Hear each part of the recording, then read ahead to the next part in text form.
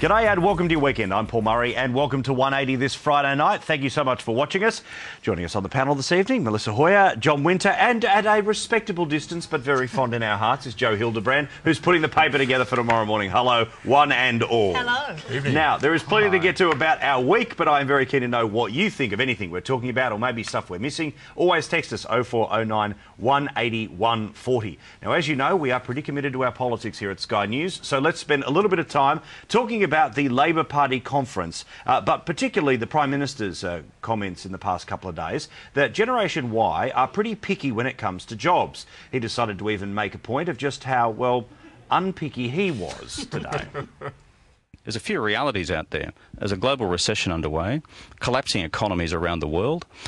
We in Australia have done a whole lot of stuff to try and keep things in support. Therefore, if you're a young person, it's a new reality. Therefore, let's just adjust to it flexibly. And that may mean that right now you don't take the job, which is sort of your heart's desire. Maybe it's a stepping stone to something else. What's the worst job you've ever had? Well, when I left school, I worked flipping hamburgers. I worked as a hospital wardsman. I worked in a pub, pulling beers. I worked in a shopping centre doing some other stuff. I've worked as a hotel clerk. What was the most difficult? I'll tell you what the most difficult one was when I was at university. Or was it before I went to university? Anyway, it was a job I once had as a cleaner in a sawmill and cleaning the loos. I would have thought it was an easy answer. Cleaning Laurie Oakes' toilet would have to be the worst job. How long were you his cleaner I was moving to that point. But these it was it's all part of growing up, doing different things. It also doubles as the most awkward moment of the week. Watching our Prime Minister finding the best form of words for "and I cleaned a toilet," Melissa.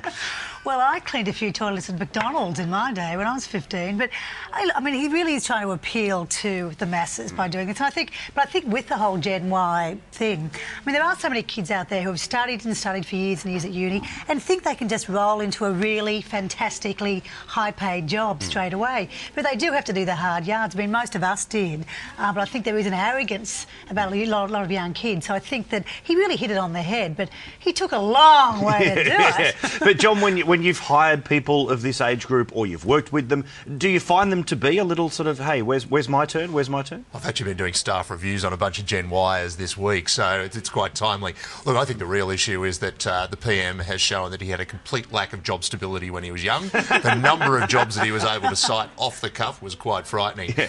There's no doubt, though, that Gen Y have become quite picky.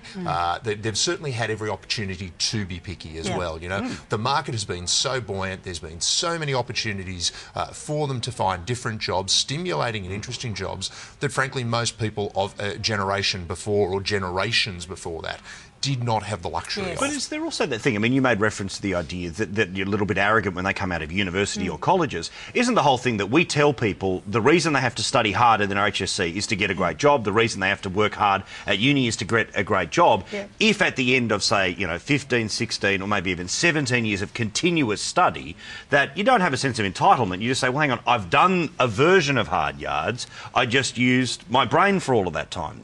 Something else. Oh, I mean, but it's hard. I mean, I think the arrogance, though, I think that a lot of these kids have grown up in households with mum and dad both working, and they've watched their mum and dad work hard, but they assume that they can sort of segue into like a really smart job as well. But they don't really get the work, working the hard yards.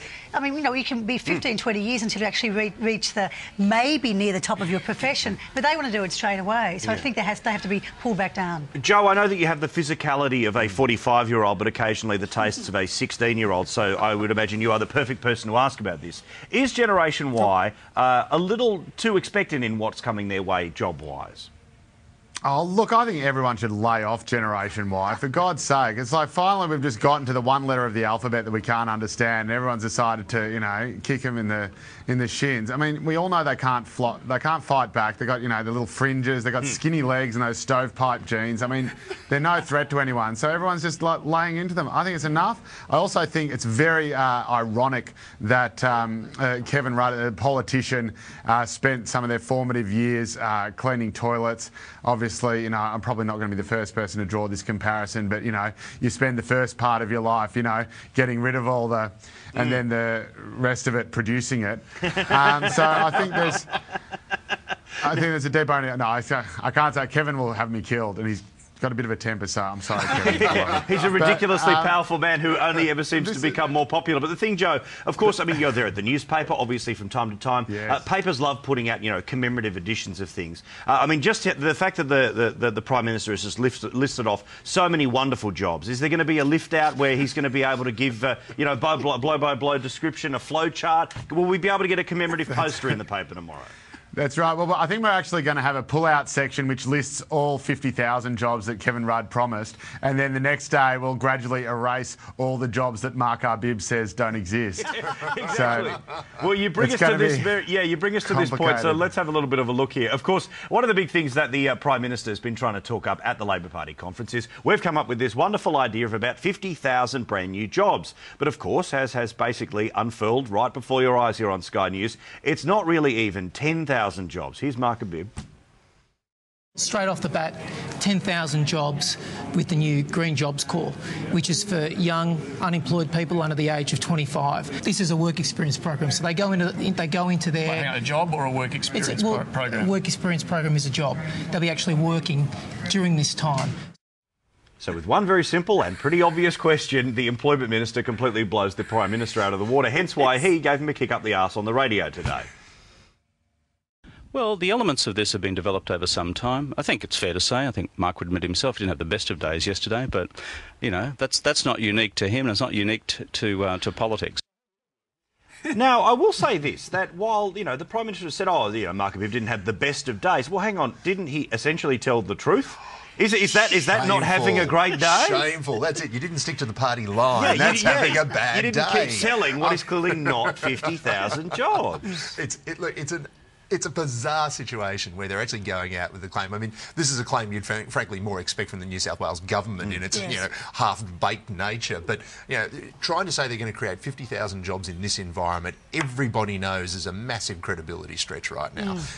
Unemployment's forecast to rise at least 2% over the next 2 years.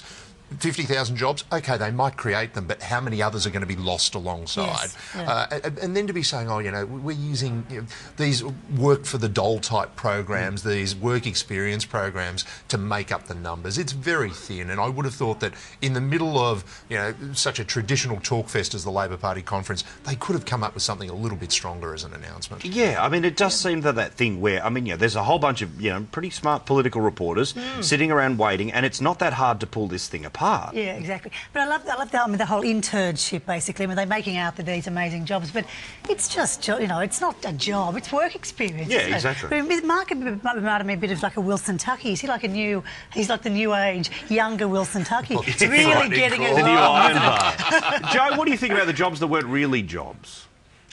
Oh, look, while you guys were talking, I actually just created 100,000 jobs. And... then I took them away again. Now I'm bringing them back. I'm going to create 1 million jobs. It does sound. Isn't that just work for the dole? Yes. Yes. I mean, So, I mean, we have interns at News Limited, and I'm not sure. Well, that we pay them the legal requirements of whatever the minimum wage is for interns. But it's not exactly. I'm not sure if they've got a car park downstairs and they're driving the Beamer around. No. I think it is. It's a little bit disingenuous. It's one thing to say you've got a workforce, getting young people into the workforce, getting them into, experience and skills that'll put them in good stead for later life. But I'm not quite sure if you could call it a job. It might be some kind of job, but not the type that you get paid for your hours expended. No, most certainly. The interesting thing that was noted on the front page of your paper in Sydney today is that basically the recession is over, which I was interested to read today, Joe. What inside information do you have that the rest of us don't? You heard it here first. We're calling it. Well, I think that the interesting thing about this, obviously there were some figures that came out. There was some optimistic figures in the US, which the very pessimistic and bureaucratic Barack Obama decided to rein in slightly. But there's certainly some good figures in the US about the housing market, that it's for the first month, I don't even think it's seasonally adjusted, but whatever the hell, it's an increase. Numbers. So it's some good news. But the economy is all about sentiment. And I actually think, without sounding too sort of, Sunrise Family cultish kind of weird about it, if everyone actually thinks the recession is over, the recession will be over. And the one thing that was down, notwithstanding the housing market, which is the bellwether of the economy and going up overseas, but the confidence was down. The confidence among employers was down. Now, if we see the employers having a look at the housing market and then they get their confidence up, that'll be up next time, and all of a sudden there'll be no recession. All it takes for a recession to be over is for people to start spending money. Yeah. So it's very much a kind of, you know, quasi-Orwellian thing where if we think it's over, then it's over. No, I agree with you. And also, I'm back in the Telegraph on this one. Yeah, I know you are. Well done, sir. Of course, well done. However, of course, it is that thing. I mean, sentiment has to be massive. I mean, the fact that basically I remember sitting here night after night after night, week in, week out, basically watching the numbers push it down. And about a month ago, before we moved to the Friday nights,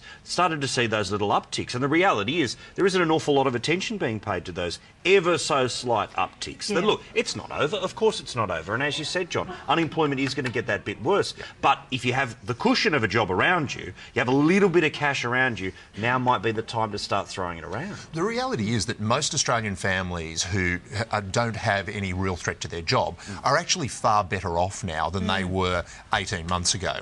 Interest rates have gone down, so their repayments on their homes have gone down. The cost of living in so many other areas has also fallen. Petrol's come off, you know, sort of 20% on where it was at its peak. So there's a lot more disposable income floating around for those people.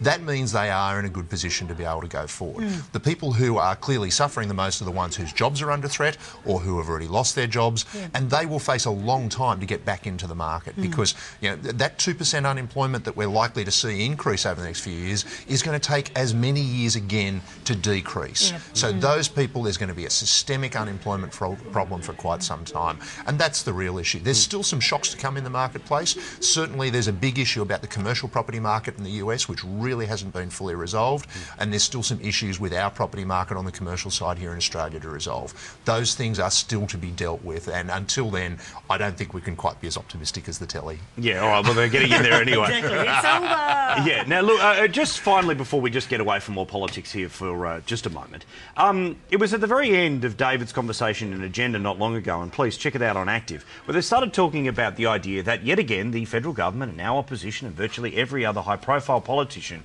in this country is again talking against the idea of gay marriage. Now, I've said it again. Since I had the first opportunity to work here at Sky News, it makes no sense to me that two loving, committed people have less legal rights than people who live together.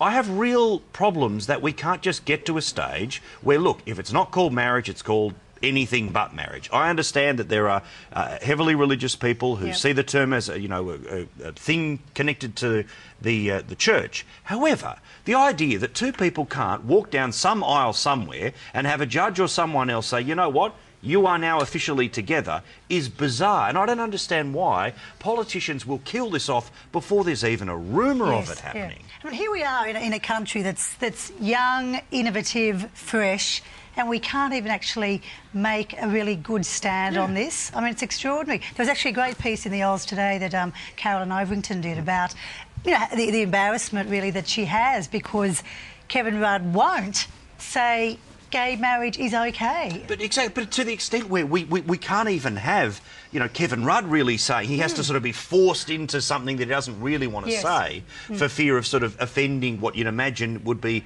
quite an accepting group within the Labor Party. And when you're at the height of your powers, the height of your popularity, that's when you get to push past people on the fringe. And the people who go truly crazy about gay marriage are beyond on the fringe, John. Oh, look, I agree. And you do hope that in this day and age that people who are able to have an enduring relationship should at least have all the same benefits as the other people who've got an enduring relationship. But surely our biggest concern has to be the moment that politicians decide to get into the bedroom. And particularly if they're Tory politicians. We know what the Tory politicians get up to in the bedroom. It involves all sorts of strange things. So, you know, seriously, politicians have got to stay out of people's private lives. And I think as we see time go on, politics is becoming more and more intrusive technology into our everyday lives. Surely running the nation is about that. It's about running the nation. It's not about intervening so heavily in people's private. No, that's very true. But obviously, Joe, we are talking about a very simple legal right here. And look, it depends on what state you're in and how long you've been in those relationships before you get to something that's similar to a de facto relationship. And I'm not playing for jokes here, but why would Kevin Rudd not see the opportunity to just knock over something that isn't really that important? Yeah, look, I think some people have put it very well when they say it's not necessarily the most important thing in the world. There are children dying of AIDS in Africa, but, you know, it's something that could be done with a stroke of a pen very easily. It's hard to sustain an argument against it. That's certainly true. But what I do find interesting, and I'm hoping to generate a few letters here, but I find the whole idea that something that the concept of marriage, which basically came about from a religious context, which obviously, and religions are, you know, the bulwark against it. They're the ones who are raining down upon it. That there would be such a movement for gay people and lesbians to want to be, you know, a part of something that has, I suppose, over the centuries so clearly and emphatically rejected them. And it's a little bit of, I think there's a little bit of sort of prodigal son in about it, but it's also, it kind of strikes me as, you know, Groucho Marx's line, you know, I would never want to be a member of a club that would have me as a member. And it also strikes me a bit like, you know, a black guy demanding the right to be able to join the Ku Klux Klan. Yeah. Like, you know, who'd want to get married? They've already got civil unions. Why would you want an uncivil one? All right, you saw the number at the bottom of the screen. Feel free to text away, 0499 180 140. Before we get to a whole bunch of other things, there are a whole bunch of texts coming in here, particularly about the Gen Y stuff, including somebody who hasn't given their name, but please drop that on here, with a bit of a suggestion that the whole conversation we were having says here, I don't know who paid for you guys to go to university, but I had to work hard to go to uni. Well, I don't quite know what that means. I mean, like most people, I would imagine all of us here who went to uni had to pay off HECS. I don't quite understand the suggestion. But if you have one, 0409 180 140. Let's have a look at a couple of the photos of the week before we get to some other issues on the other side of the break. The first one is a story from the United States. This is, of course, the story, from Iraq, where Australian troops are currently withdrawing. Believe it or not, the Iraq War, at least the combat bit of it from Australia, is now over. And no one seems to care. Imagine 3 years ago if this had happened. We'd be talking about it for the full 45 minutes. But the other story worth having a look at tonight is at the completely other end of the spectrum, and that would be a truck that was driven into a pool. The reason? Because the driver had not one, but two mobile phones. He was on the phone on one and texting away on the other, and that's what happens. More 180 across the country here on Sky News in a sec.